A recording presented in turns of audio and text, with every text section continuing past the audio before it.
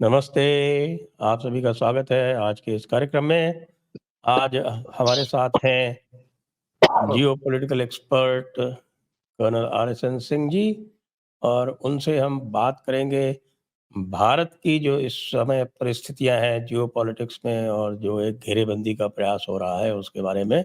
आपका बहुत-बहुत स्वागत है, कर्नल आर.एस.एन. सिंह नमस्कार। जी। नमस्कार सर, नमस्कार। इस समय जो भारतवर्ष के जो एक्सटर्नल सिचुएशन जो चल रही है और जो दौर चल रहा है जिसमें हम देख रहे हैं कि भारत इस समय लगभग चारों तरफ से घिरा हुआ है। हुँ, तो लगभग इसी प्रकार की स्थिति जो है वो कुछ समय पहले भी हुआ करती थी। बीच में थोड़ा-सा एक रिलीफ मिल गया जब तक ये हसीना इधर बांग्लादेश में थी तो हमने अपना ईस्टर्न बॉर्डर कंसोलिडेट कर लिया। बीच में म्यांमार से भी ठीक था। अभी भी म्यांमार से चलिए आधा म्यांमार जो है वो म्यांमार के कब्ज़े से ही बाहर है, वो उधर चल रहा है। पाकिस्तान जो है वो सदैव है, चाइना जो है वो सो है। तो अब आज की जो परिस्थितियाँ चल रही हैं, उसको आप थोड़ा पीछे ले जाके देखें कि साहब कि ये जो इंटरनेशनल परिस्थितियाँ हैं, उसमें हम कहाँ खड़े हैं आज? जी, जी। दीक्षित साहब, आपके दर्शकों को मेरा नमस्कार, मेरा प्रणाम। और देखिए, बात पहले करें अभी हो क्या रहा है। तो तख्ता पलट की तैयारी ज़ोर-शोर से हो रही है। ये जो शहज़ादा है इसमें लगा हुआ है, उसकी माँ भी उसमें लगी हुई है। और ये जान लें कि ये अगले चुनाव का ये इंतज़ार नहीं करेंगे, क्योंकि अगले चुनाव तक पता नहीं दुनिया किस करवट लेगी, जियोपॉलिटिक्स क्या करवट लेगा, ये उस पर इनको भरोसा नहीं है। और जो बांग्लादेश में जो भी हुआ कि एनआरकी के द्वारा एक चुनी हुई सरकार को जिस तरीके से हटाया गया, उससे इनको बहुत उम्मीदें इनकी जाग गई हैं, बहुत प्रोत्साहित हुए हैं उससे। और ये उसी तरीके से एनार्की पैदा करना चाहते हैं। और जब मैं इसको सुनता हूँ ये राहुल गांधी को, तो एक चीज तो अवश्य एहसास होता है कि इसकी जो इंडोक्ट्रिनेशन है वो बहुत गहरी है, बहुत गहरी है। वो अ, अपने लाइन से ये बिल्कुल नहीं हट रहा है, लेकिन वो लाइन के परसुएंस में हो सकता है उल्टी पुल्टी बयान है, तो ये गंवार अनपढ़ आदमी है। लेकिन इसकी इंडोक्ट्रिनेशन जैसे जिहादियों का इंडोक्ट्रिनेशन होता है ना, उस तरीके से है। आग लगा देंगे, किरोसिन छिड़क देंगे, भारत एक राष्ट्र नहीं है, इत्यादि इत्यादि। ये सब इज इंडोक्ट्रिनेशन इज कंप्लीट, ठीक है ना। और फिर सनातनियों को गाली दे देना, कुछ कर देना। तो कल भी ये शायद इलाहाबाद में कुछ उल्टे पुल्टे बयान दिया है कि ये पेजिंग कॉन्टेस्ट में दूसरे के लोग मिस क्यों नहीं इंडिया होते। कॉन्टेस्ट हाँ, मिस मतलब इंडिया।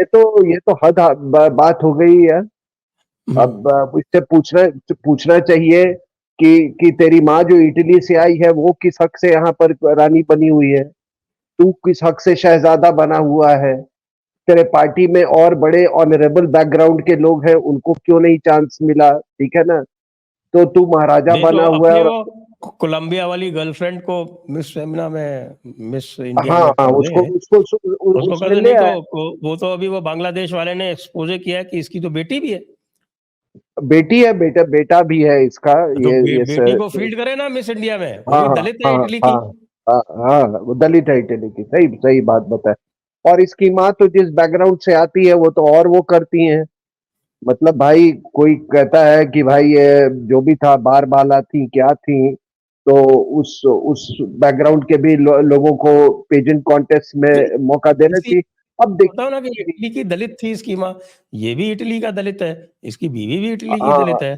जी, जी, जी, जी, जी। तो अब ये सब सवाल तो अब जनता को पूछना पूछना चाहिए कि भाई मतलब तू अपने यहाँ तो लागू कर इसको। तू तो किसी को तेरी माँ जो है वो कभी का रेस्टोरेंट में या बार में काम करती थी और उसके बाद भारत में आके तय करने लगी कि किसी कि एक प्राइम मिनिस्टर, एक विद्वान आदमी, उसका कहाँ अंतिम संस्कार होगा वो तय करने लगी। एक सरदार जी को नौकर बना के उसने रखा हुआ था, ठीक है ना? और तो ये सारे, अब इससे ज्यादा क्या यहाँ पर रिजर्वेशन हो सकता है इस कंट्री में, आप बताइए? इससे ज्यादा ओपननेस और रिजर्वेशन क्या हो सकता है? तो इसका इंडोक्ट्रिनेशन जो है बहुत डीप है और खुल के सामने आता है। और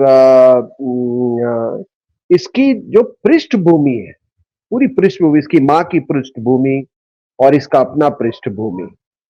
see his father passed away when he was young, relatively young, ठीक है ना? उसके बाद से तो इसकी माँ का ही इस पर इन्फ्लुएंस हो रहा है और जाहिर सी बात है कि उसका इन्फ्लुएंस कोई संस्कारी तो वो होगा नहीं। इसके पिताजी में फिर भी कुछ संस्कार थे, क्योंकि कुछ तो उनको लगाव था यहाँ की मिट्टी से। इसकी माँ ने तो 15 साल तक वही नहीं लिया था, सिटीजनशिप नहीं लिया था। अब ये बताए भाई कि आपको देश से इतना प्रेम है और ये है वो है, तो सिटीजनशिप लेना ना लेना कोई एक ऑर्डिनरी बात नहीं है, इसके बहुत पहलू हैं। आप पर कोई कार्रवाई नहीं की जा सकती है, आपको अगर ये आप किसी भी टाइम कंट्री से गायब हो जा सकते हैं, इत्यादि इत्यादि। तो ये माँ से पूछना चाहिए था कि भाई तुम तो वहां कहाँ से आई, तुम इसके नाना का नाम क्या है? कह रहे हैं कि पता नहीं, वो तो प्रिजनर ऑफ वॉर था। जब वो प्रिजनर ऑफ वॉर जिस समय रशिया में था उस समय ये पैदा हो। तो ये तमाम बातें, ये सवाल लोग को पूछनी चाहिए ये। तो लेकिन इसका इंडोक्ट्रिनेशन जो है वो, मैं फिर से कहता हूं कि बिल्कुल बिल्कुल इसकी गहरी है। ये सैम पित्रोदा और ये जॉर्ज सोरोस के गैंग ने इसका पूरा जो दिमाग है, जैसे मदरसे में जिस तरीके से वो इनका पूरा इंडोक्ट्रिनेशन होता है, उसी तर्ज पे इसका इंडोक्ट्रिनेशन हुआ है। और इसकी जो पृष्ठभूमि की बात की, माँ की, मैंने कहे बाकी ये कोलंबियन ड्रग माफिया। सोचिए इसके रिश्ते भी किसके साथ है। तो एक मतलब इसकी पत्नी कौन है? मैं नहीं कह रहा, वो बांग्लादेश का वो चौधरी जो कह रहा है कि, और मैं वो ये जो तमाम तस्वीरें थी वो तो बहुत पहले आ चुकी थी जब ये बैठ के देख रहा है। वो दूसरा सवाल है कि यहाँ पे ये हमारे क्या बोले, ये नैतिक रूप से कमजोर ये मीडिया उसको दिखाई नहीं सकती है ये सब चीज, ठीक है ना? यही चीज अगर किसी और का होता, विपक्ष के नेता का या उनके दूसरे पार्टी का, तो इन्होंने they would have gone overboard. लेकिन आप देखिए क्या लड़की भी कहां से ये की, तो कोलंबियन ड्रग उससे। उसके बाद उसका जो ब्रजेश मिश्रा ने इसको छुड़वाया, तो वो भी, उसमें भी ड्रग्स का एंगल है। So this drugs angle becomes very strongly. I think it was Boston, Boston में शायद उन्होंने इसको ना, रेस्क्यू बॉस्टन करवाया, बॉस्टन बॉस्टन बॉस्टन में। में करवाया था। और उसके एवज में उनको जब वो उनको मरणोपरांत पद्म विभूषण, हाँ, पता नहीं, मैं तो उस आदमी से जब भी मिला वो दारू ही पिया हुआ मुझे दिखा था। एक बार मुझे याद है दीक्षित साहब, इट वॉज 6 o'clock, और वो कौन, वो जनरल महमूद, जिसको वो बड़ा पीसनिक माना जाता था, उसका लेक्चर था इंडिया इंटरनेशनल सेंटर में। And I went, I met this person at 6 o'clock in the evening, he was dead drunk. ठीक है, तो अब ठीक है, वो भी कांग्रेसी के बेटे थे, ठीक है ना? तो एनीवे ये दौर कब से है? ये तो मैंने बता दिया आपको कि क्या है ये दौर, कब से है। तो ये देखिए, भारत में ये दौर आया है मोदी के राजनीतिक उत्थान के तुरंत बाद। तो इनको जैसे ही मोदी का उत्थान हुआ और जो भी हुआ गुजरात में, उसके बाद उनकी जो Modi did not become prime minister just because on the, मतलब हिंदू उस पे कंसोलिडेशन से वो नहीं बने थे। उनके हिंदू कंसोलिडेशन में उनका काम बहुत सर चढ़ के बोल रहा था। उस समय तक चारों तरफ गुजरात के आर्थिक विकास की चर्चा हो रही थी, इंफ्रास्ट्रक्चर विकास की चर्चा हो रही थी, और पूरी दुनिया में उसके लिए उनको हेल किया जा रहा है। तो इनका ये हिंदू कंसोलिडेशन से इनको डर था। और ये देखिए, हिंदू कंसोलिडेशन से सबको डर था।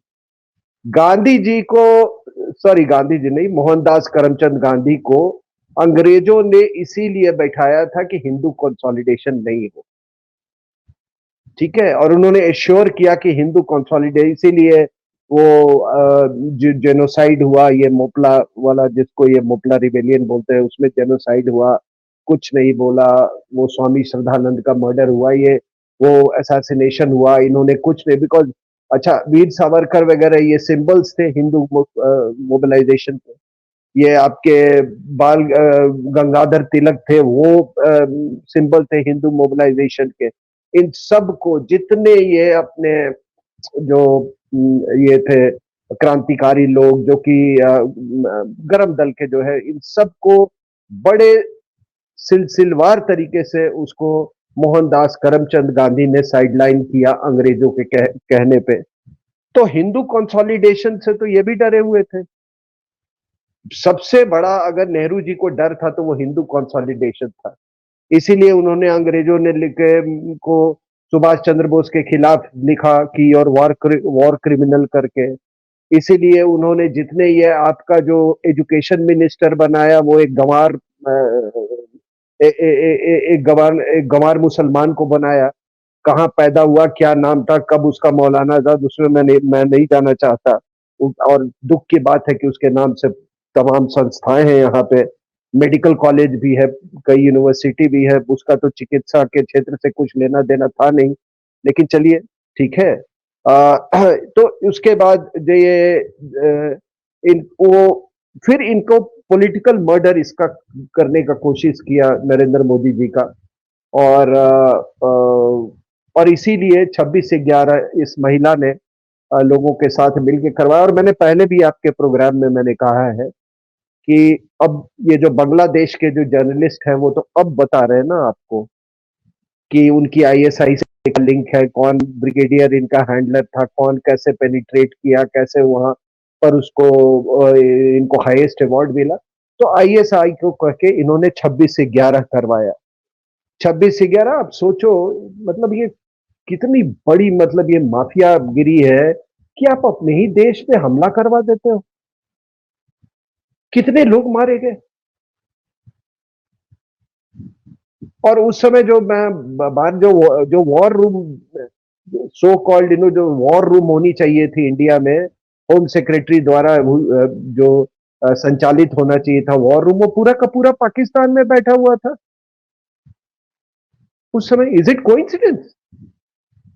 और इसमें इसने करवाया। And I will always tell you that the last, I can only tell you that the last word on Karkare has not been said, but he had no business to be in contact. क्या था वो DGP भी नहीं था। ये मेरे हमारे previous organisation में भी था ये। And his performance was nothing to write home about. तो the last word has not been said on this man. लेकिन वो दिग्विजय सिंह के साथ कांटेक्ट में था, किस हैसियत से भाई? दिग्विजय सिंह क्या था? He was just I mean dalal of the Congress. He is no mass leader, कोई मास लीडर तो है नहीं। जब वो चला गया तो मैं इस दौर का बात, इस पर्टिकुलर दौर का, फिर इनका जुडिशियल मर्डर करवाने का कोशिश किया गया। जुडिशियल मर्डर है वो एक जो हिमाचल प्रदेश का जो मुख्यमंत्री था उसकी बेटी को वहां पोस्ट किया गया। और फिर इनको आईएसआई के मदद से फिर पटना में इनका एक्चुअल मोदी साहब का असैसिनेशन करवाने का कोशिश किया गया। ठीक है। तो ये तो था हिंदू कंसोलिडेशन के खिलाफ। ये जो आपके सुनने वाले ये पूछेंगे कि ये दौर कब से है, तो मैं मोदी के दौर की बात बता रहा हूँ। और उसके जस्ट पहले राजेश पायलट को रास्ते से हटाया गया, माधवराव सिंधिया को हटाया गया, जितेंद्र प्रसाद को हटाया गया, बीसी शुक्ला को हटाया गया, उसके उनके साथ महेंद्र कर्मा भी थे। वाई राजशेखर रेड्डी को भी हटाया गया, because Y Rajasekhara Reddy knew too many secrets और उसका पर्स पे हाथ था। तो उनको हटाया गया। और आप विश्वास नहीं करोगे कि जब ये महेंद्र कर्मा और बीसी शुक्ला का जब उनको माओवादियों ने मारा, उसमें महिलाएं बहुत थी, बच्चे भी थे। तो ये जो राज बब्बर है वहां छत्तीसगढ़ में जाके एक भाषण में उसने कहा कि ये जो माओवादी हैं ये क्रांतिकारी हैं। मतलब कहने का मतलब कि ये क्रांतिकारियों ने इन दोनों को मारा तो एक तरह से अच्छा ही किया, ठीक है ना। अब ये इनकी तो हमेशा सोनिया गांधी का ये इनका ये प्रयास रहा है और कि माओवादी कभी कमजोर ना हो, कभी कमजोर ना हो। तभी नहीं इन्होंने विनायक सेन का जब ट्रायल हो रहा था तो यूरोपियन यूनियन के लोगों को उनका ट्रायल देखने के लिए बुला लिया। जब विनायक सेन को जब वो उनको बेल मिला तो उनको उस समय ये आपके जो प्लानिंग कमीशन का कोई कमेटी का उसको मेंबर बना दिया गया किसी एक कमेटी का। तो ये सिलसिला जब से ये आई हैं हमारे देश में आप देखोगे कि एक असैसिनेशन का कल्चर जो है वो लगातार चलता रहा है। और फिर इन्होंने एक तरह से जो इन्होंने वो किया एक बुजुर्ग आदमी सीताराम केसरी का दैट आल्सो अमाउंट्स टू क्या उसको बोलोगे आप, इट्स अ साइकोलॉजिकल असैसिनेशन। जो इसने नरसिम्हा राव के साथ किया that also you can it's a kind of political assassination. तो ये असैसिनेशन की तो ये मास्टर मास्टर है। तो ये जो चौधरी साहब जो बोल रहे हैं कि इसमें कोई कोई ये नहीं है, मतलब इसमें कोई विरोधाभास नहीं, हम सबको मालूम है। हम बहुत पहले से बोलते आ रहे हैं लेकिन हमारे यहाँ लोगों की समझ थोड़ी कम है इन मामलों में। ये तो thank God I was just thinking, बहुत शुक्र की बात है कि आपके जैसे लोग और तमाम और भी प्लेटफॉर्म है जो इन चीजों को डॉट्स को ज्वाइन करके पब्लिक में इसको पेश कर रहे हैं। नहीं तो कौन इसके बारे में लिखता। मेन स्ट्रीम में मीडिया से तो आप इसकी उम्मीद कर नहीं सकते हो। तो जो भी हो हमको 10 आदमी देखे 20 आदमी देखे हमारी बात और बहुत मतलब हमारे जो ऐसे लोग हैं, मैं आई हेट दिस वर्ड राष्ट्रवादी, we are all suppose to be राष्ट्रवादी। जो हमारे कंसेंशियस लोग सिटीजन्स है वो बहुत सारे लोग बहुत अच्छा मतलब अभी वो कर रहे हैं। और मुझे चौधरी की एक बात बहुत अच्छी लगी कि there is nothing called mainstream media, no we are mainstream media. Yes, yes, yes, yes, आप है, एब्सोल्युटली। हाँ वो मेन स्ट्रीम मीडिया है। तो इनका ये देखिए ये क्या चाहते हैं भारत में, ये माओवादियों और जिहादियों के जरिए ये सत्ता ये सोचते हैं कि हासिल हो जाएगा। अब it is not a bad calculation actually कि भाई 20% वोट तो आपका फिक्स्ड है ना जिहादियों का, या यूं कहिए जो पाकिस्तान आपके अंदर में है उनका तो 20% वोट आपको फिक्स्ड है। अब अब आपने क्या करना है, आपने हिंदू कंसोलिडेशन को रोकना है। तो उसके लिए आपके पास हथियार जो है वो जिहादी हैं और माओवादी हैं। तो जो आपने देखा इसी कंसोलिडेशन को तोड़ने के लिए ये पूरी जो भारत तेरे टुकड़े होंगे तो इंशाल्लाह इसका ये ये मूवमेंट चलाया चलाया गया था। ये एक तरह से ट्रायल बलून था ये। हाँ। और ये इसका एक ये भी था कि देखें कि ये जो सो कॉल्ड हम जो कहते हैं ना राष्ट्रवादी, इनका रिएक्शन क्या होता है। And I was very disappointed country का रिएक्शन में जिस दिन इन्होंने बोला ना कि भारत तेरे टुकड़े होंगे, आग लग जानी चाहिए थी। जवाहरलाल नेहरू यूनिवर्सिटी में आग, आप बोल दो आप कहीं और देश में जाके कि फलाना मजहब के तेरे टुकड़े होंगे इंशाअल्लाह इंशाअल्लाह, देखो आप फिर सर तन से जुदा होना शुरू हो जाएगा। मैं एक बात कह रहा हूं बिकॉज हमारे लिए भारत राष्ट्र है, जो मुसलमान है उनके लिए इस्लाम राष्ट्र है। इसमें इसमें तो कोई दो राय ही नहीं है, तो आप बोल के देख ले उनके खिलाफ। अच्छा ये तो ये हथियार जो है इनका Pakistan with in India, China with in India. और ये 20% का मैंने कहा तो 20% आपका फिक्स्ड है, उसके बाद कुछ आपके हिंदू फेंस सीटर्स हैं।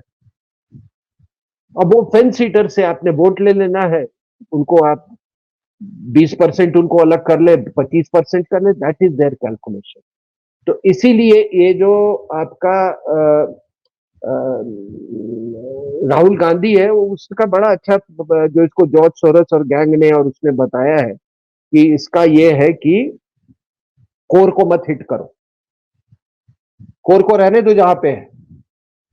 ये जो है 20% तुम्हारा तो फिक्स्ड है, और जो आपका जो फ्रिंज एलिमेंट्स है उसको उस पर मेहनत करते रहो, उस पर हमला करते रहो। तो ये ये इनका थोड़ा सा जिसको जो है मॉडर्न कॉन्टेक्स्ट में अभी जो हो रहा है, और जो अपने क्योंकि मेन जो इशू है वो अभी जो बांग्लादेश में हुआ वो है, तो थोड़ा उसके ऊपर अब लेके आए। मैं आ रहा हूँ, नहीं यू नहीं, यू यू क्योंकि विल एंजॉय दिस टॉक।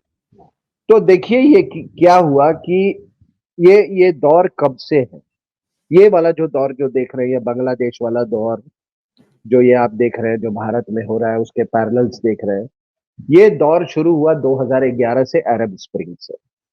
तो अरब स्प्रिंग से यही वाले तरीके से जो अभी बांग्लादेश में हो रहा है, बहुत सारे हेड्स ऑफ स्टेट को बदला गया है।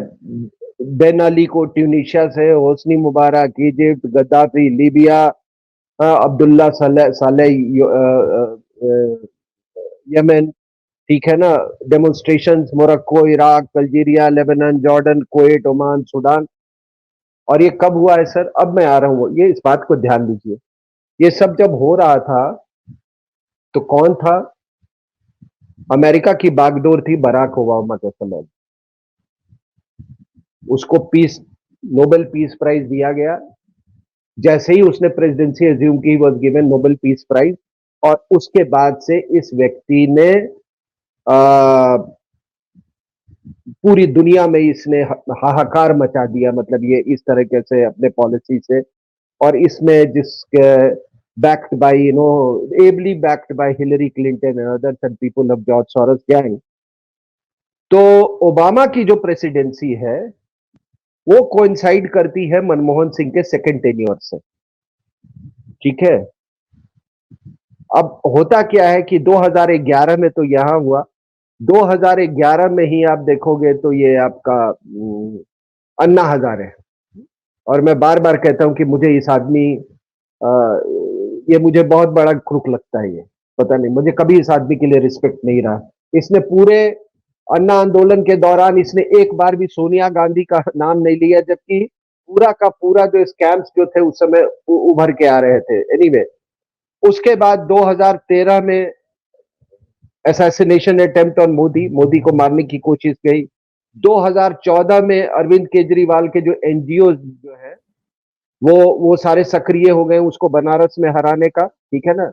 आज भी अगर बांग्लादेश में देखेंगे तो वो बराक जो है, जो एनजीओ है जो यूनिवर्सिटी चले, बाय द वे, ये जो स्टूडेंट प्रोटेस्ट हुआ है उसमें वहां जो प्राइवेट यूनिवर्सिटी है ना, ब्राक जो फाउंड जो भी है, उसका बहुत बड़ा हाथ है इसमें। तो ये जो हमारे यहाँ बाहर की यूनिवर्सिटीज आती हैं वो आपको शिक्षा देने नहीं आ रही हैं, वो कोई पर्पस के लिए आ रही हैं। तो फिर 2014 में आपने देखा, फिर केजरीवाल बैठ गया जाके वहां पे आपके रेल भवन में। और फिर आपको मालूम है किस तरीके से he wanted to storm the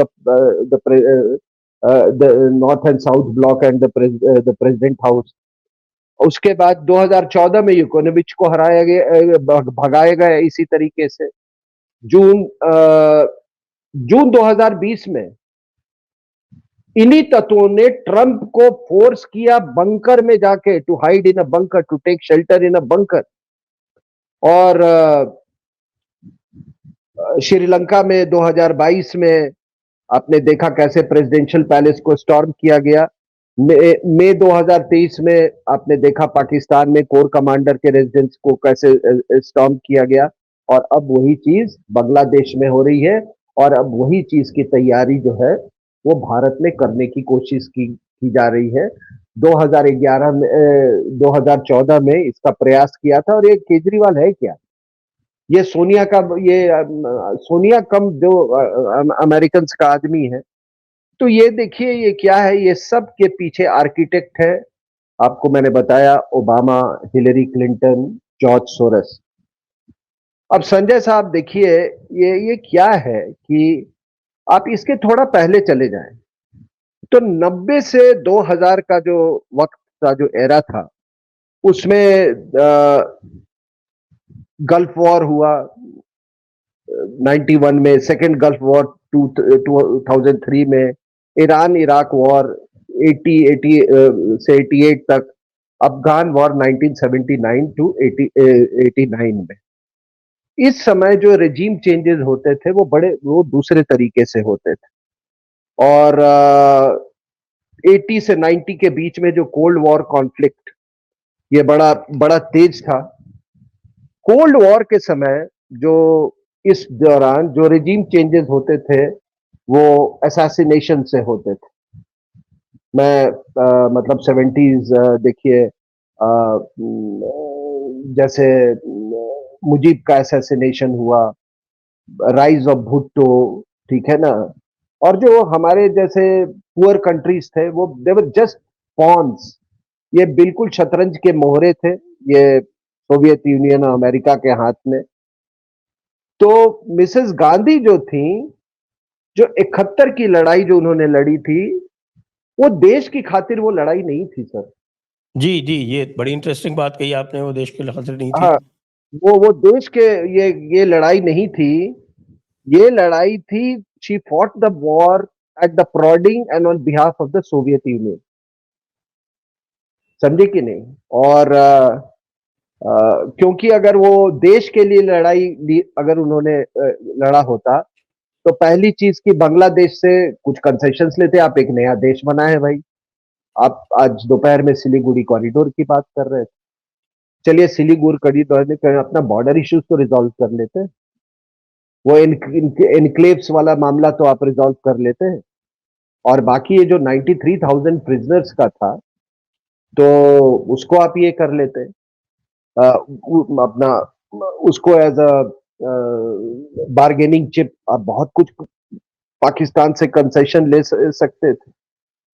तो अब होता क्या है कि ये कोल्ड वॉर के पीरियड में उन्होंने सारे ये जो इनके लिवरेजेस थे सारा उसको स्क्वांडर कर दिया, और स्क्वांडर करने के बाद हालात कुछ ऐसे हो गए कि जो यहाँ पे नॉन सोवियत जो ताकतें थी, पॉलिटिकल ताकतें, वो एसेंडेंट हो गई, ठीक है ना। It was CIA versus KGB, जब मुरारजी की सरकार में, वो हमेशा से चली आ रही थी, सीआईए वर्सेस वैसे केजीबी। 71 की अगर बात करें तो 71 में भी ये तो अब सबको पता है कि वहाँ पर बे ऑफ बंगाल में भी यहाँ पर अमेरिका वर्सेस सोवियत यूनियन हो गया था।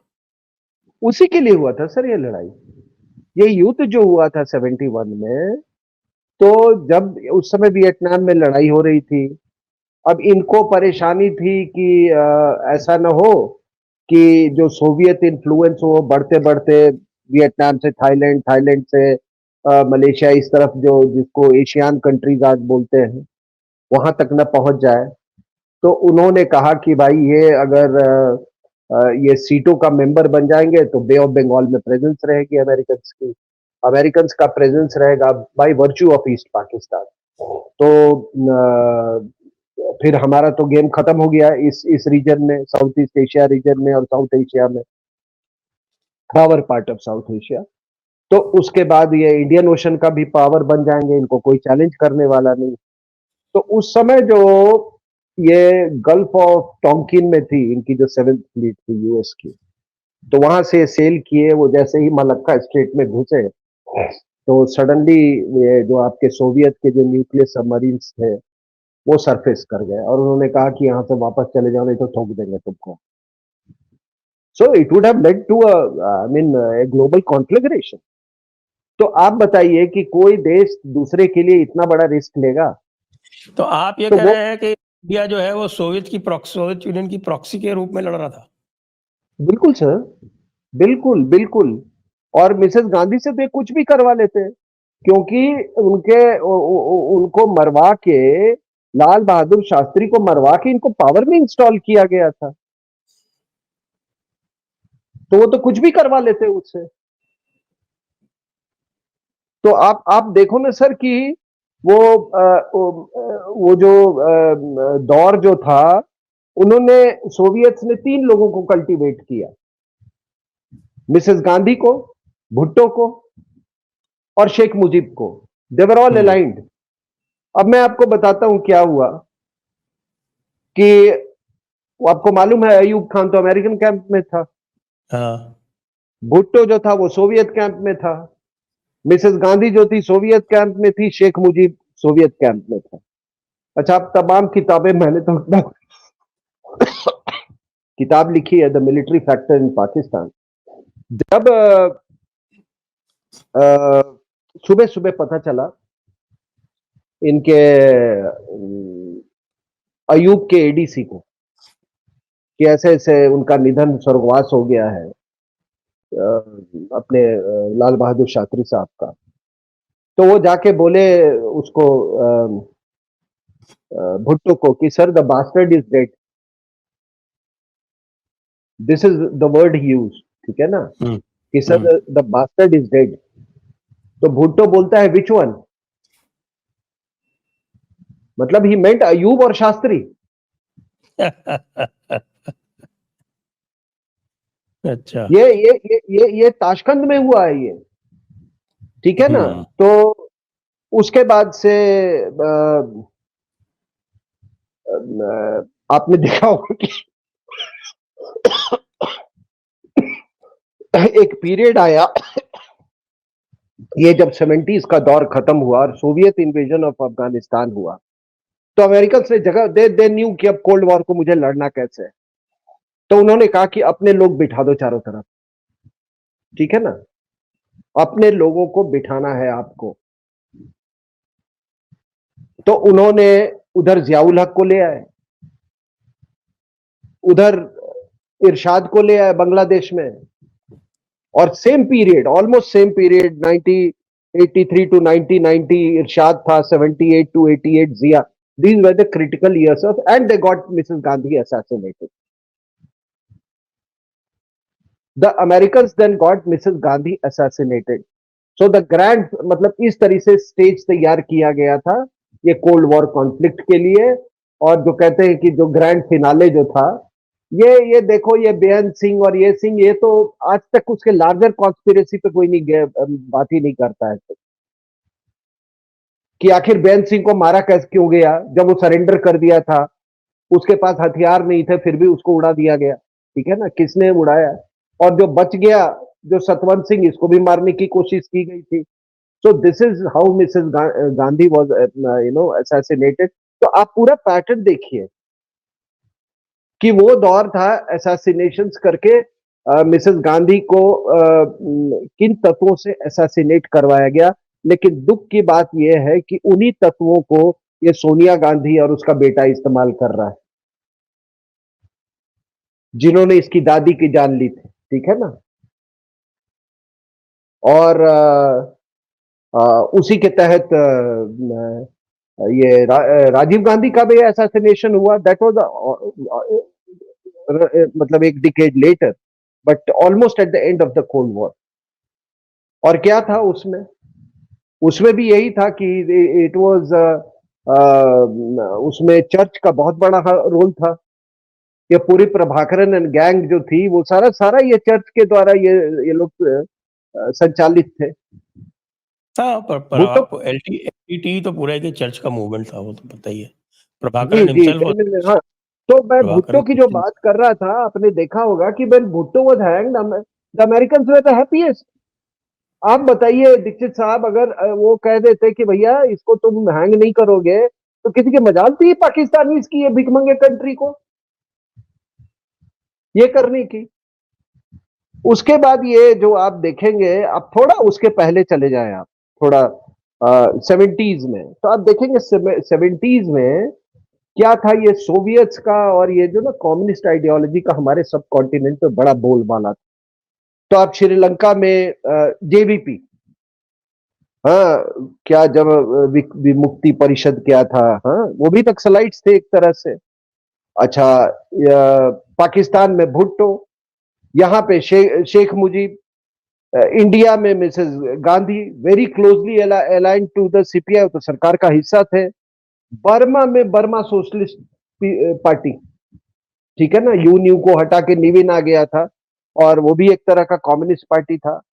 बांग्लादेश में heavy crackdown on communist party of Bangladesh, उसी समय मुजीब का असैसिनेशन, ठीक है।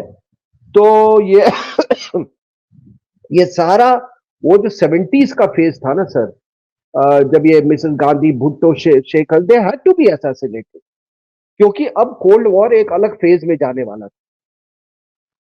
From the transition was being made from Soviet influence to American influence, and this is the period, जो क्रिटिकल पीरियड, जबकि Sonia Gandhi has come to the country in this, और ये जब ट्रांजिशन पीरियड आया है तब जाके इन्होंने सिटीजनशिप लिया है। आप समझ रहे हैं? तो अभी ये इसमें क्या ये हो रहा है? बताएं कि ये जो शिमला एग्रीमेंट हुआ था जिसमें 93,000 हमारे सोल्जर्स जो थे वो पाकिस्तान के जो सोल्जर्स थे वो रिटर्न किए गए थे, उनके ऊपर किसी के ऊपर वॉर क्राइम नहीं लगाई गई थी। हमने हमारे जो पीओडब्ल्यू थे वो तक वापस नहीं लिए थे। इतना बड़ा एरिया हमने कैप्चर किया था, वो सब वापस कर दिया था। तो ये कहा जाता है कि साहब की जो मिलिट्री ने जो वॉर जीता था अपने अपने रक्त का मूल्य चुका के, वो उन्होंने एक पेन के एक सिग्नेचर से सारा का सारा उन्होंने टेबल पे बैठ के हार दिया, हार गए वो। सर इसका कारण क्या था कि the Soviets had their whole objective was to firstly break Pakistan, कि जो बे ऑफ बंगाल है उसके उसमें से वो उसका कोई डायरेक्ट इनडायरेक्ट प्रेजेंस ना हो, सीटों खत्म हो जाए, और सीटें खत्म हो गई उसके बाद। एक मिनट, सीटों खत्म हो गई और मिसेस गांधी को ये कहा गया, यार तुम, भुट्टो हमारा आदमी है, उसको तुम नहीं, उसको डिमोरलाइज नहीं करोगे, उसको तुम छेड़ नहीं सकते, उसको छेड़ नहीं सकते, ये सब अभी छोड़ दो, ये 93,000 ये सब वापस करो आप, है वो तो तुम्हारा मामला नहीं है, हमारा मामला है। ओके। तो हाँ, तो इसलिए उन्होंने, ये सब हमारे कंट्री में बकवास है, आयरन लेडी और फायरन लेडी क्या क्या बोलते रहते हैं, वो सब कुछ नहीं था। she was clearly told that you will not demoralize और डिग्रेड भुट्टो। भुट्टो, ठीक है ना। तो भुट्टो आपको मालूम है, वो तो पूरा कम्युनिस्ट या सोशलिस्ट एजेंडा पे था, रोटी कपड़ा और मकान पर उसने चुनाव लड़ा था। उसके बाद से he started cutting Pakistan army to size. एक लेफ्टिनेंट जनरल को के रैंक में, क्या नाम था उसका, गुल हसन, उसको सीएनसी बनाया था। He went on television and he said कि मैं ये जो जो हमारे यहाँ आर्मी में लोग हैं जो बोनापार्टिस्ट टेंडेंसीज, हाँ, उनको उनको मैं थोड़ा वार्न कर रहा हूँ। He said that on television. और जानते हैं sir who resurrected the army? Jamaat-e Islami. 71 war के बाद ऑलमोस्ट हर दिन पाकिस्तान टेलीविजन पे सरेंडर सेरेमनी दिखाया जाता था। तब जमाइते इस्लामी ने कहा कि ये तो हमारी तो ये सेना है, ये इस्लाम की सेना है, इसको आप ह्यूमिलिएट नहीं करोगे। And then the American tied up with Jamaat-e Islami and got rid of this chap. Jamaat-e Islami का ये प्रोडक्ट था आपको जियाउल हक, और he was very close to them, cahoots में, ठीक है। वो तो मदूदी की जो किताबें हैं वो आर्मी के फंक्शंस में एज प्राइज डिस्ट्रीब्यूशन में वो देता था। तो इन्होंने जियाउल हक को तैयार किया, और जियाउल हक में, दीक्षित साहब आप किताबें पढ़े, जब ये इसको चीफ बनाया, ठीक है ना, ये मुसलमानों को खुश करने के लिए कि ये तो बड़ा नमाजी आदमी है, तो वो, मतलब मैं क्या कहूं कि अगर ये ऐसा चमचा था ये भुट्टो का, कि अगर वो, मैं कुछ भी वो कर लेता उनके लिए, कुछ भी, मतलब कुछ और है। एक बार एक कोई कू कू का अटेम्प्ट हुआ सर, छोटा मोटा, हाँ। उसको जियाउल हक ने उनको बहुत तगड़ी पनिशमेंट दी। तो भुट्टो ने बोला यार कि तुम थोड़ा हार्श हो यार, हाँ। तो ये तो बोला, अरे सर हमारे देश के प्राइम मिनिस्टर को कोई इस तरह से षड्यंत्र करने में छोड़ दूंगा? So he inveigled his way into, the charms of Bhutto and then killed him, as it happens in Islam. ठीक है ना? तो वो ये था. सो दैट इज वाई जो लोग ये नहीं समझते, हमारे यहाँ कोई बेवकूफ बोलता है नहीं नहीं भुट्टो ने पैर पकड़ लिया, ऐसा बकवास. She was told by, she was even in 65, आपको बोला ना उन्होंने, हाजी पीर लौटाने को लौटा दिया आपने. वैसे ही यहां पर तो और भी हमारे पास अपॉर्चुनिटी थे. ठीक है ना? तो ये हुआ इसमें. तो अभी जो हो रहा है ये 50s और 60s में दीक्षित साहब, जो हमारे लीडर्स थे ना, आपको नेहरू हो गया, टीटो हो गया, नासिर, सुकार्नो, ये सब के सब जो थे ना, हम तो डिकोलोनाइज हुए थे. अमेरिका से बड़े इनको मतलब वो नफरत थी इन लोगों को, नॉट ग्रेट ब्रिटेन. पहले तो स्वेज क्राइसिस जब तक 56 में नहीं हुआ था तो Britain was numero uno power ना. बट ये अमेरिका से ये बिल्कुल ये इनको बड़ा खौफ था, डर था, अविश्वास था, जो जो आप कह लीजिए. तो आपको मैंने बताया कि ये सारा नीविन का एग्जाम्पल दिया और इसका एग्जाम्पल दिया, और उसके तो ये 50s और 60s में नेहरू वगैरह जो थे, ये सब बिहोल्डन थे. मतलब ये partly great Britain, partly not much Soviet union. वो नेहरू इतने भी बिहोल्डन नहीं थे सोवियत यूनियन के लिए. Mrs Gandhi went lock stock and barrel, क्योंकि उनको मरवा के लाल बहादुर शास्त्री को इनको बनवाया गया था. ठीक है ना सर? और जो प्री इंडिपेंडेंस जो एरा था, वो एरा ऑफ कल्यूडर्स. वो जो लोग अंग्रेजों से कल्यूड किए, जैसे मोहनदास करमचंद गांधी, ये आपका जवाहरलाल नेहरू, जिन्ना, आजाद, ये सब अंग्रेज के कल्यूडर्स थे. वो देखोगे 60s तक वो लोग हावी रहे हमारे देश में. और हमारे देश में वो क्योंकि कल्यूडर्स थे, उन्होंने कोई आजादी की लड़ाई नहीं लड़ी थी, इसीलिए ये सब लोग सबसे बड़े, मतलब क्या मैं बोले, राष्ट्र के दुश्मन बन गए. कई तो बहुत मतलब अव्वल दर्जे के चोर निकले उसमें. जो आदमी आजादी की लड़ाई लड़ा अपने देश के लिए, वो चोरी करेगा? अपने ही देश को लूटेगा? आप नेशनल लेवल और स्टेट लेवल में आप कोई वो कांग्रेसी का देख लो आप. फिर भी हालात इतने बुरे नहीं थे. अब ये देखिए, तो ये एक मैं नट शेल में आपको ये कल्चर कैसे कैसे चेंज हुआ है, रेजिम चेंज का, और कैसे असैसिनेशन से लेके और कोल्ड वॉर में क्या होता था, और अब जो ये जॉर्ज फेज वाला पीरियड जो है. ठीक है? तो आप बात कर रहे थे बे ऑफ बंगाल की. ठीक है ना? तो जैसा हमने बात किया कि 71 की लड़ाई में पूरा मसला ही बे ऑफ बंगाल था. ठीक है ना? अब जब एक बात आपको मैं बताता हूं कि a prime minister of a country, I am talking about Sheikh Hasina, जब वो बात करती है ना कि मैं अगर सेंट मार्टिन आइलैंड दे देती तो I would have continued as prime minister. Sir, एक प्राइम मिनिस्टर की बात को आपको बहुत गंभीरता से लेनी चाहिए.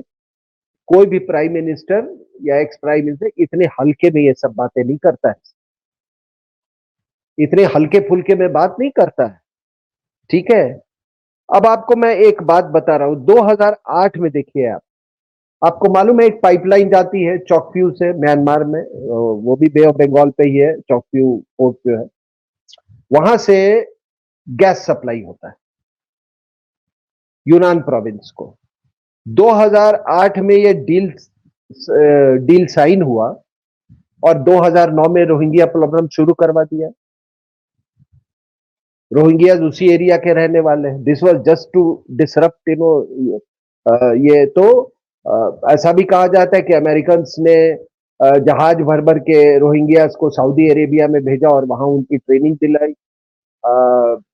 सऊदी अरेबिया का भी इसमें कुछ इंटरेस्ट था, बिकॉज उनको लगा कि हमारा कहीं एनर्जी मार्केट श्रिंक न कर जाए. उसके बाद जो शेख हसीना ने कहा कि जो क्रिश्चियन कंट्री जो है बनाने की बात है, वो बिल्कुल सही कह रही। ये आप देखो, ये कचिन्स, चिन्स, मैं वेस्टर्न म्यांमार की बात कर रहा हूं। नीचे आप आ जाओ अरकनीज, और ये चिटागोंग हिल ट्रैक।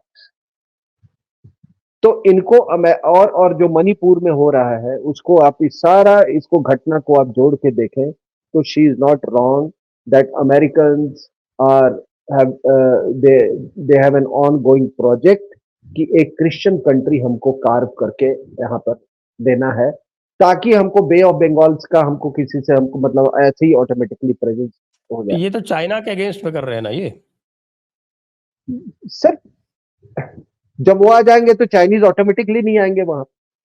नहीं, मैं ये कह रहा हूँ कि भाई ये जो इशू है इंडिया का तो खैर एडवर्स है ही, लेकिन उससे भी ज्यादा एडवर्स तो ये चाइना के है, ये स्कीम जो इनकी है। ऑलरेडी चाइना इन्होंने जो नहीं, नहीं, म्यांमार का जो नहीं, नॉर्दर्न एरिया है वो इन्होंने कट ऑफ कर दिया है जो इससे। सर जी और वहां पे हमारा क्या है, वो आई टेक इट, जो एक मैं मिनट एक मिनट, जो म्यांमार का जो नॉर्दर्न एरिया है और वहां पे जो इंसर्जेंट ग्रुप्स हैं वो क्रिश्चियंस हैं। पूरी तो की तो बात इन्होंने कर रहा हूँ कचित की। उन्होंने ऑलरेडी इनको जो है वो एक तरह से कट ऑफ कर दिया है चाइनीज को। बिल्कुल जी बिल्कुल, मैं कहा ना कचित। और मेरी एक वो बर्टिन लिटनर से एक बार बात हो रही थी, मतलब वहां पर तो इन्होंने AK-47 का फैक्ट्री तक बना के दिया हुआ है। और ये बात मैं ये कचिंस की मैं बात कर रहा हूँ। तो वहां पे देखिए बर्मा जो है ना, बर्मा एक इनर बर्मा है, एक आउटर बर्मा। तो इनर बर्मा में तो आपके बुद्धिस्ट है, and they very devout Buddhist, let me tell you. Hmm आप पता नहीं वहां मिलिट्री हुंटा के बारे में लोग कितना जानते हैं।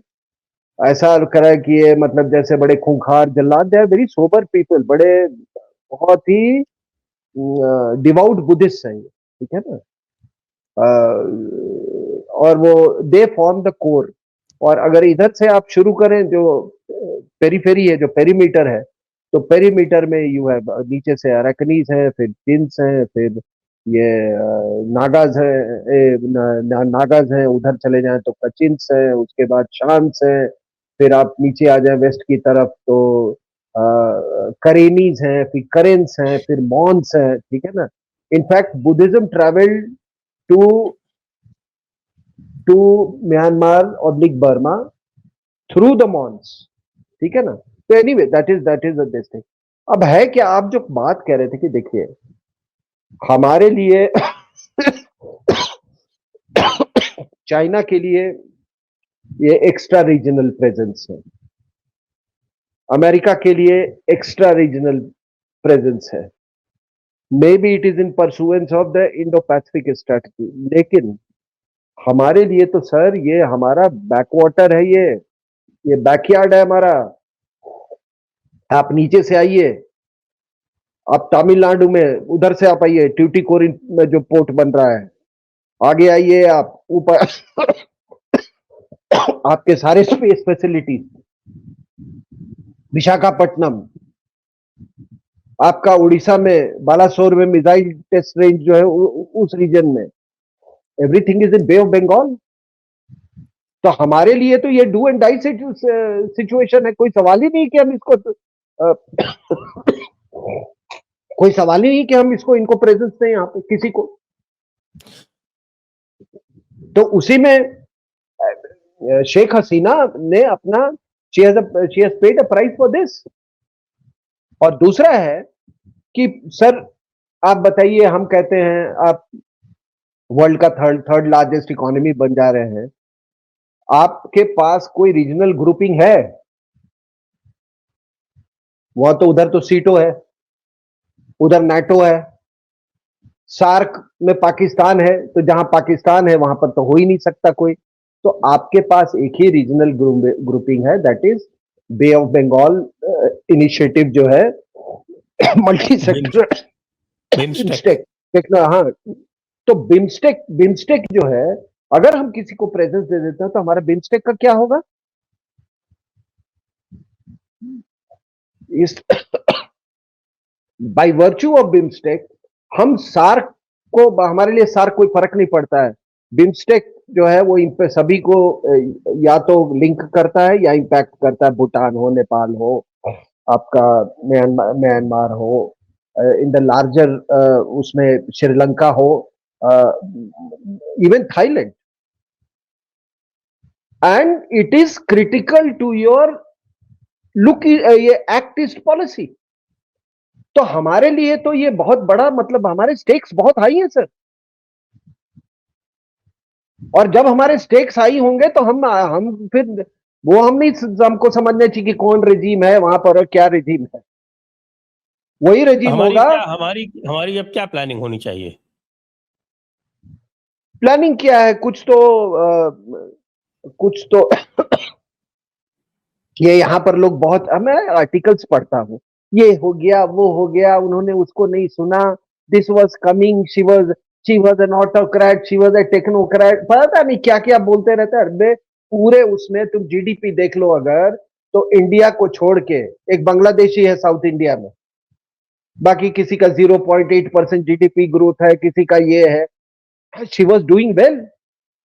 और भाई एक बात बताओ कि जब तक आपकी नीतियां ठीक नहीं होंगी, आपका आप परिश्रमी नहीं होंगे, आपकी दिशा ठीक नहीं होगी, तो आप इकोनॉमिक ग्रोथ कैसे होगा sir? How she has manage, या कोई भी।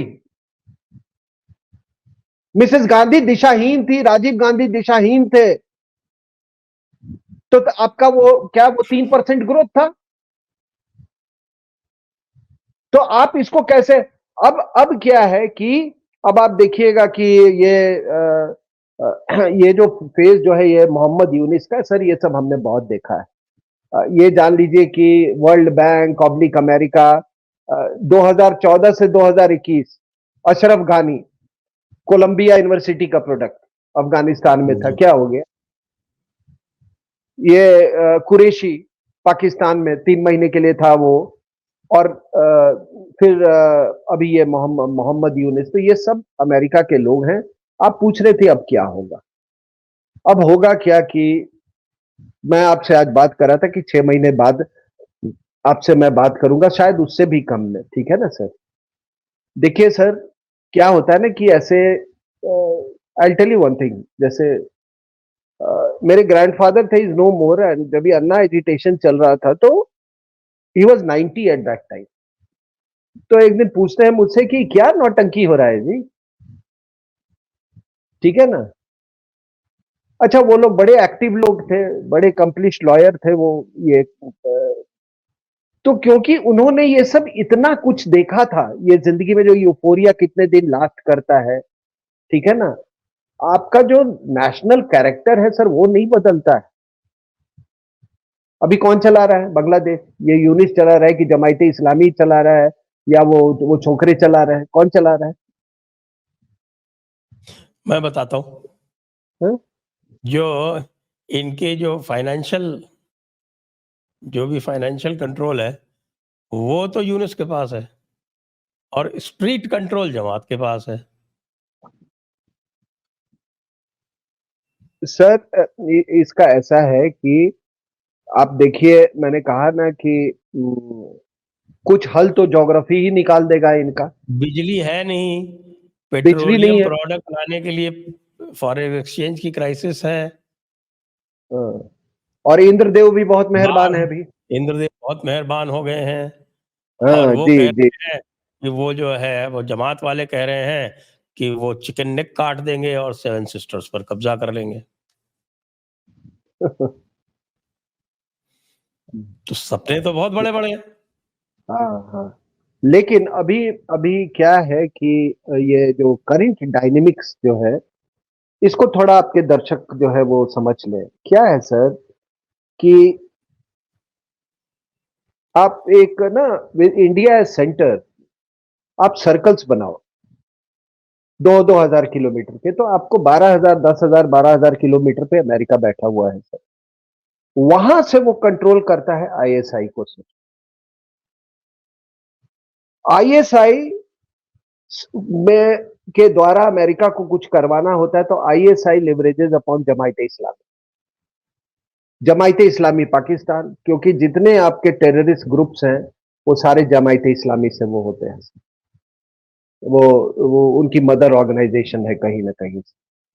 और वो क्या करते हैं कि then these Jamaat Islami Pakistan, Jamaat Islami Bangladesh, Jamaat Islami India, ये सब एक दूसरे के साथ लिंक्ड है सर। ये अलग अलग इनके कार्य क्षेत्र हैं, ठीक है ना और sir. Jamaat Islami JNK separate outfit. हाँ हाँ, वो हाँ, जमायत इस्लामी JNK। तो ये है, सो इट इज अमेरिका में बैठा George Soros ISI JEI, JEI controls the entire politics and this thing. अब ये जो अल कायदा है आपका, अल कायदा भी आपको देखा आपने कि किस तरीके से आपके राजस्थान में वो पकड़ा गया, इनका मॉड्यूल जो है उसका लिंक्स देखिए कहाँ झारखंड में है, वो भी कौन है तो रेडियोलॉजिस्ट है, ठीक है ना सर, ये करके। तो आप इनका ये नेटवर्क देखो, and then this you know Jamaat-e Islami is linked to various politicians in UP, in Bihar, in links with Rahul Gandhi, and Rahul Gandhi इसका अपना उधर भी डायरेक्ट कांटेक्ट है और इसकी मां का तो आईएसआई से है ही contact. So this is how it is being leveraged upon. अच्छा, जहां तक कि इनका अल्ट्रा लेफ्टिस्ट का सवाल है, तो और प्रो चाइना एलिमेंट्स हमारे यहाँ है, हमारे मीडिया में है लोग, तो इन्होंने तो एमओयू साइन कर ही रखा है इनके साथ। तो अब आप पूछेंगे कि अब करना क्या है। ये तो मैंने समझा दिया कि कैसे ये तार आ रहे हैं आपके, जॉर्ज सोरस, आईएसआई, जमायत इस्लामी, चाइना, ठीक है ना सर। और अब पहले के जमाने में पता नहीं चलता था, अब तो ब्लेटेंट आप मतलब anybody can he has to be blind और deaf not to know about it, ठीक है ना। देखिए हम क्या है कि हम हमारे जो भारतीय भाई लोग हैं, हम उनको ये बातें समझा सकते हैं।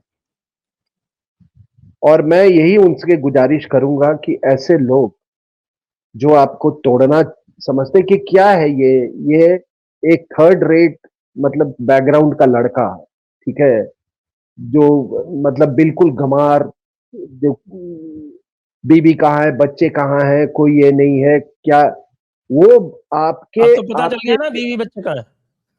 हाँ, वो आदमी वो आदमी आपके राष्ट्र के बारे में ऐसी ऐसी गंदी बातें कर रहा है, वो आपको तोड़ना चाहता है, वो आपको मतलब एक केवल सत्ता के लिए, केवल सत्ता के खातिर वो आपके जो पूर्वज हैं, आपके जो आपका जो समाज है उसको गाली दे रहा हो, उस आदमी को आप सुनते क्यों हैं? और अगर आप सुन रहे हैं तो फिर आपको भगवान भी नहीं माफ करेगा, फिर आप भुगतने के लिए तैयार रहो। आपको एक मैं बात बताता हूं कि एक बड़ा लोग, मैं ना इकोनॉमिक्स इकोनॉमिक्स पे ज्यादा, मैं I don't even consider economics as a subject, ठीक है ना। एक बड़ा अच्छा देशवासियों को एक मैं ये, और बड़े रिस्पॉन्सिबिलिटी के साथ अटेंडेड, जितने ये भगवती गवती सबका लेक्चर मैंने अटेंड किया है, तब मैं कंक्लूजन पे पहुंचा हूं। हमारे हमारे सरकमस्टांसेस में और हमारे लेवल ऑफ डेवलपमेंट में एक बहुत बड़ा यार्डस्टिक है कि देश कितना खुशहाल है। तो आप केवल एक चीज देखें, आप सेल ऑफ टू व्हीलर्स, कितने लोग पॉवर्टी से लोअर मिडिल क्लास में आ रहे हैं और कितने लोग लोअर मिडिल क्लास से मिडिल क्लास में आ रहे हैं, दैट इज आपको एक बहुत बड़ा इंडिकेटर मिल जाएगा। दूसरा इकोनॉमिक डेवलपमेंट का एक यार्डस्टिक है, आप किसी भी कस्बे में चले जाएं और ये देख लें कि बाजार में क्या क्या मिल रहा है। भाई किसी चीज की डिमांड होगी। किसी जमाने में मैं सिगरेट पीता था तो मेरा कस्बा जो था, मैं गांव जाता था तो पनामा और कैप्स्टन के अलावा कुछ नहीं मिलता था। अब तो सिगरेट मैंने छोड़ दिया, लेकिन आज आपको गोल्ड फ्लेक किंग भी मिल जाएगा, आपको रेफ्रिजरेटर भी मिल जाएगा उस कस्बे में, मोटरसाइकिल के शोरूम्स आपको मिल जाएंगे, गांव में 6-6 स्कूल बस आती हैं। तो इस तरीके से ये जो शहजादा जो आप लोग को डिमोरलाइज कर रहा है, कृपया इसको अपने तरीके से अब जवाब दें। प्रजातंत्र में ऐसे ही होता है। हम तो आपको केवल इस फोरम से कुछ बता सकते हैं, बाकी आप अपना भला खुद समझते हैं। जी, तो अब कंक्लूजन में आप क्या कहना चाहेंगे? वेयर आर नहीं, वी मैं हेडेड? इज इट मैं positive, negative, optimistic, pessimistic? Sir देखिए,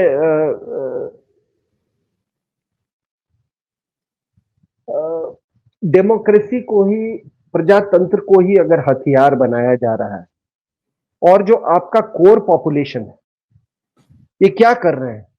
ये कोर पॉपुलेशन पे ही अटैक कर रहे हैं। अब हमारे यहाँ ऑब्वियसली जो हिंदू जो है वो कोर पॉपुलेशन है, तो जो लोग हमारे ये कोर पॉपुलेशन की सुरक्षा में लगे हुए हैं, और जो लोग हमारे वोट बैंक पे डिपेंडेंट है, जो लोग चाहते हैं कि जो मेजॉरिटी की जो आवाज है वो बनी रहे, जो लोग ये चाहते हैं कि भाई प्रजातंत्र को कोई इस तरीके से कि जो सडनली आप किसी प्राइम मिनिस्टर के घर में घुस गए, ये क्या? अच्छा, ये मैं एक बात पूछता हूं अब सभी से, कि आप क्या सोचते हैं कि ये अगली बार नहीं होगा? हो सकता है कुल मोहम्मद यूनिस को निकाल के कोई उसके साथ वही सलूक करे, इसका सारा ज्ञान वही का धारा रह जाएगा। इसकी आपने फोटोग्राफ देखी है ना? देखिए, मैं आपने आपको जॉब, एक चीज और बताता हूँ। एक चीज बस इसमें थोड़ा सा ही बता देता हूँ कि ये Awami League actually they have been taken by surprise. नहीं तो अवामी लीग के पास ना तो स्ट्रेंथ की कमी है और ना असलहे की कमी है,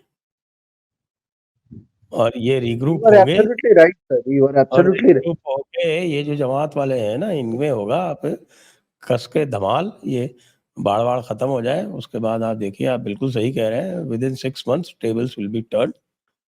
और जो सर हसीना ने 32, अपना माइंड बदला, सबसे बड़ा इंडिकेशन ये है कि हसीना की तरफ से पहले बयान आता है कि वो पॉलिटिक्स छोड़ देंगी, और उसके 3 दिन बाद बयान आता है कि नहीं, वो बांग्लादेश वापस जाएंगी, इलेक्शन होते हैं तो इलेक्शन में भाग लेंगी।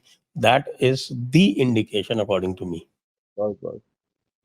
तो 32-33 कभी 35-36 तक भी चला जाता है, इनका वोट परसेंटेज है सर। तो यूनिस साहब जो ये बकवास करे जा रहे हैं, ऐसे है वैसे है, उनको ये समझ में, can you wish away 32% people? उसमें से 2% भी अगर सिरफिरे हो गए तो समझ जाइए यूनिस साहब, आप भी ये पैजामा पहन के भागेंगे। बिल्कुल। तो ये आप जो ये संस्कृति, राहुल गांधी को भी ये समझना चाहिए, और उसकी माता जी को, कि तुम जो ये कर रहे ना, और बाय द वे, ये खुश इसलिए है क्योंकि इनका भी बहुत बड़ा हाथ था। ये जो बांग्लादेश में हुआ, ये तारिक जिया से जाके मिला वहां लंदन में, और तमाम इनके जो आईएसआई से लिंक्स हैं वो सब, ठीक है ना? तो इनको सब प्लानिंग इनको मालूम थी, ठीक है ना? और ये मोहम्मद यूनिस का आप देखिए कि इसका फोटो किसके किसके साथ, इसका फोटो जॉर्ज सोरस के साथ है, इसका तमाम मतलब ये उन्हीं ताकतों से गवर्न है जिससे राहुल गांधी गवर्न है। तो ये, लेकिन एक चीज आखिरी में दीक्षित साहब, ऐसा है कि ये जो इलेक्शन है ना यूएस का, ये दिस इज क्रिटिकल। ये सारा सिलसिला, अगर ट्रंप आ जाए तो मुझे उम्मीद है कि ये बंद हो जाएगा ये सारा कुछ। और ये दुनिया में अगर कोई सबसे बड़ा माफिया है, वो है बराक हुसैन ओबामा। मैं जब एक बार यस। ट्रैक 2 के लिए गया था सिंगापुर पे, तो ये सारे आए हुए थे उसमें, इनके फॉरेन सेक्रेटरी वगैरह, एक्स फॉरेन सरताज अजीज और ये वो। तो मेरा तो पेपर बलोचिस्तान पे था, मैंने पढ़ा उसमें जो भी था। लेकिन कौन एक इनका इंफॉर्मेशन मिनिस्टर था, मुसाहिद हुसैन, और उस समय नया नया बराक ओबामा बना था। The day the way he was stressing on the middle name, ठीक है ना सर, इतनी खुशी थी इनको, ठीक है ना, तो मिडिल नेम पर वो ज्यादा स्ट्रेस कर रहे थे वो लोग। तो अगर जी यही गैंग फिर आ गया तो दुनिया में बहुत मुश्किल होगा। और मैं मोदी साहब और जो बाकी जो पॉलिटिकल भाई, अगर ये खतरा है तो अभी डीप स्टेट केवल वो तो पार्टी के भी लेवल पे हो सकता है ना। जी, तो आइए फिर आज की चर्चा को अब यहीं पर विराम देते हैं। सभी दर्शकों का बहुत बहुत धन्यवाद। कर्नल RSN सिंह जी का भी बहुत बहुत धन्यवाद। जय हिंद, जय Bharat, Vande Mataram. Thank you sir, thank you.